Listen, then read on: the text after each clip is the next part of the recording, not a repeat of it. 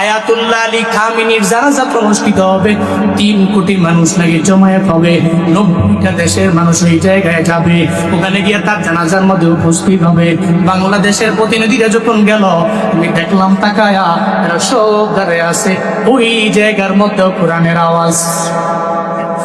চিল্লা বলেন আসলে না নাই? সব জায়গায় কোরআনের আওয়াজ।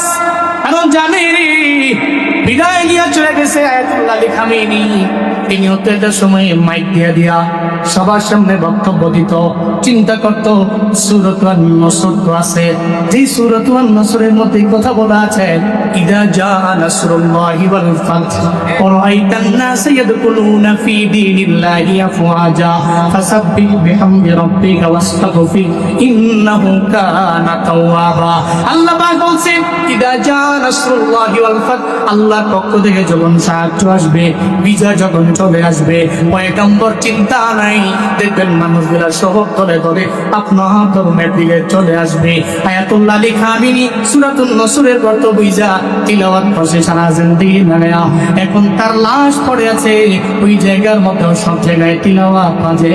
ও বান্দারা, এজন্য তিলাওয়াতের দাম আছে, কোরআনের দাম আছে, সব জায়গায় আপনার জিন্দেগি সব জায়গায় বাজবে। আপনি চাইলেও আপনার মরণের সময়ে আপনার সন্তান তিলাওয়াত করতে পারে, তিলাওয়াত করবে সূরাতুল ইয়াসিন, তিলাওয়াত করবে সূরাতুর আর রহমান।